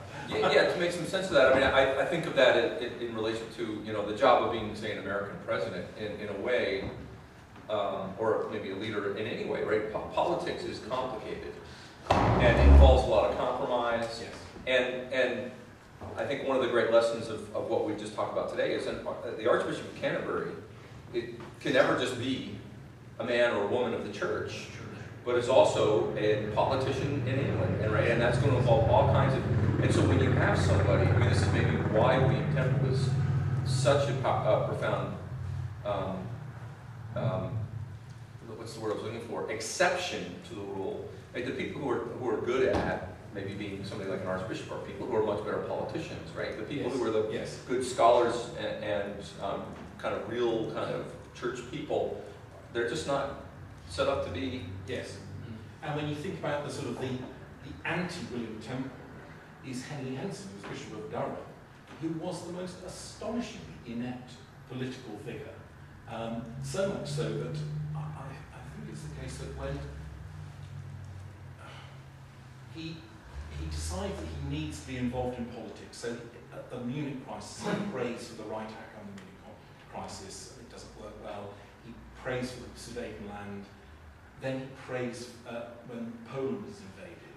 And Chamberlain actually jokes with him and says, please don't pray for the invasion of France, it's just too damaging, as if he's kind of responsible, but by adopting this kind of intervention in politics, he just mishandles it, mismanages it, and just gets the tone wrong, whereas Temple just plays a saintly, progressive, enlightened kind of role, Yeah. and doesn't step into that very explicit political realm. But fundamentally, you're right. To be an archbishop, I think you have to be a broker. You have to broker power within your synod, within your diocese, within the Anglican community, and there are very few people who've got those talents. Yeah. I was thinking of who is probably, in my opinion, the best president that we've had in terms of character and conscience of the last 30 years. In the last 30 years, well, there we go. I was going to say George Washington, but In the last 30 years. Jimmy Carter, it seems to me. he was right? not a good politician. But he was a terrible president, right? I mean, he only one term. He was basically kicked out of office, right? And Well, I don't know, terrible. He brokered peace in the Middle East. well, but I mean, his legacy. But at the time, you know, it was kind of like, yes, we've got rid of him because now someone's going to come in who's really going to fix things and do stuff, and the way that Reagan now. Post Nixon and all that. Yes. Yeah. Yeah. So but when you think about the man, right? I mean, if there's anybody who's been in the presidency since post Nixon who has that kind of statesman-like quality, who's a man of conscience, who's a man of God, we might say, it's certainly been. Certainly in that category. What? Gerald Ford. Yes, absolutely. Yeah. Yeah, they didn't have enough time. Yeah. We have a lot of deacons at the table here, deacons to be, and are, of course, thinking about our prophets class.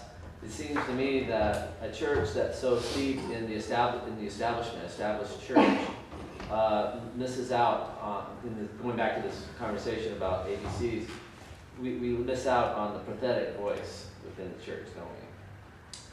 Yes, and that problem of render unto Caesar the things that are Caesar's and to God the things that are God's has been a constant worry for the church. There's no doubt that all the way through the period that I'm most interested in, which is the 17th into the 18th century, that text produced the most anxiety-ridden sermons of the age. Because churchmen realised they were caught in that problematic position. None of them expressed it in the way that you have, but I think that's what they meant, was that the voice of the state and the institutional responsibilities drowns out any other voice. And that might be even the voice of their diocese or their congregations or their parishes.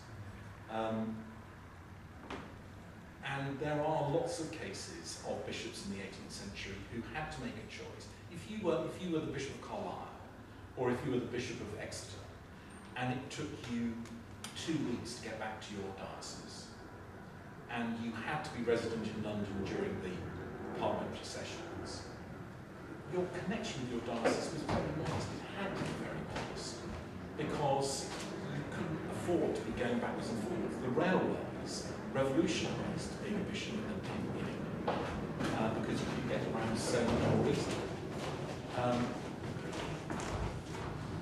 But I'm not sure I can say anything other than you think you're right. I think society and politics gain enormously from establishment, but the church probably loses. And I suppose the question becomes, is that a payable price? Is that a reasonable price to pay? Are the benefits of having a Christian and religious presence in politics and in society, and in all of those things which in England are important,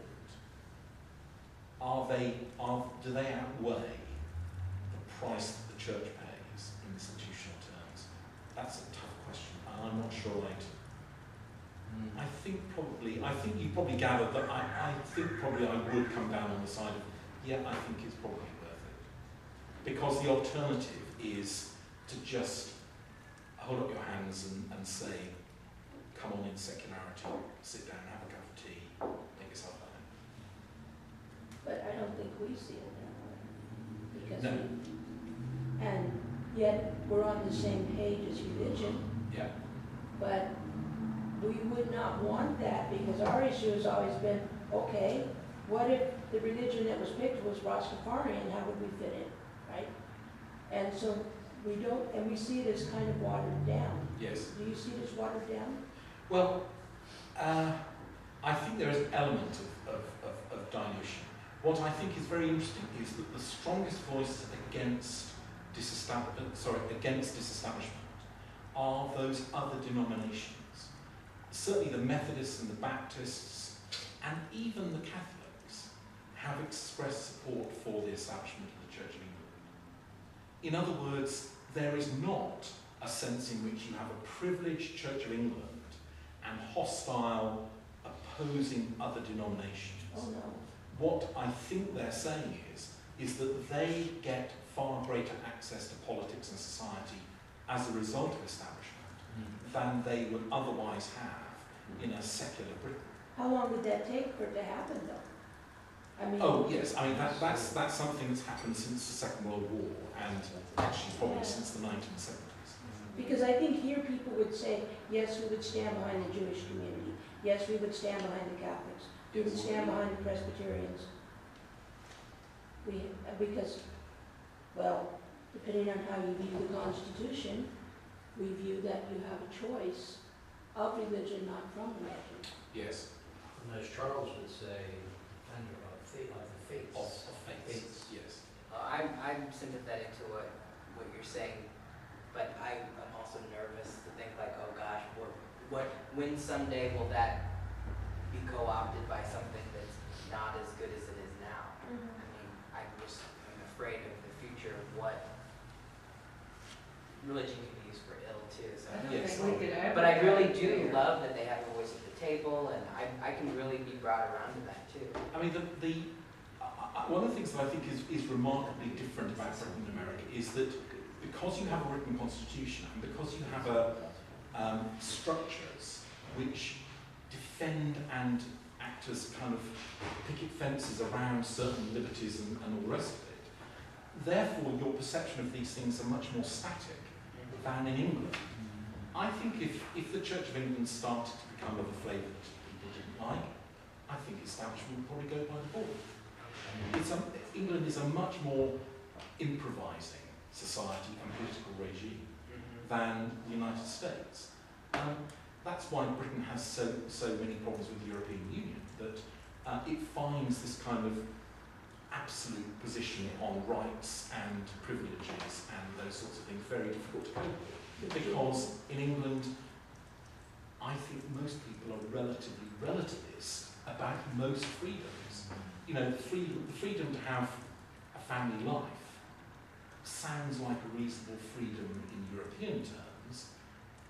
British newspapers are full to the gunnels of news stories about criminals who can't be sent back to their home countries because they claim that they have a family life in this country. In one case, ownership of a pet was regarded as family life. Now, that strikes me as absolutely ludicrous, but pegged down in that European way, that means that person will appeal to the European Court of Human Rights and be granted the right that owning a pet entitles them to a family life in the UK, and therefore they can't be ejected after they've committed a criminal offence, is an example of that kind of very narrow construction of rights and responsibilities, which are much more fluid historically. Another thing that I was interested in when we were talking earlier is when you were saying that the bishops were on the side of getting the exemption for churches to bless same-sex marriages or grant marriages. I think as an American that sounds really good to me. Like, I don't think that the government should tell a church who should marry, right? But if it's an established church, like if we had an established church here, that would be really different for me. I'd say, well, you have to, because that's the church of the government. The law says it. So how doesn't that an example? I don't know, does it back the church into a position of being prejudiced because they're part of the... It does. It guarantees the liberty of that particular prejudice. And I agree with you. I think that's kind of unattractive. the irony is that having been passed and having legal protection, thank you very much, having got that legal protection, the vast majority of Anglican churches, I think, are up for same-sex marriages and same-sex blessings. Churches. So it's a paradox, isn't it? That the law it gives them exemption from human rights legislation or prosecution if they wish it, but actually most of them don't want it. But it is also protection, because there are people who want backlash against churches or denominations who do perform same-sex Yes. marriages, just as there are people who want to take action against churches who won't. Yes, yes.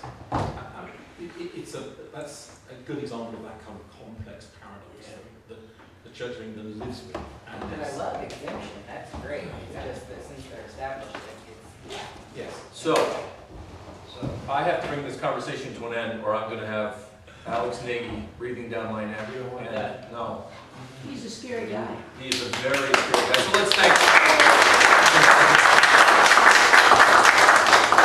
And thank you all for, if you want to pass in your papers.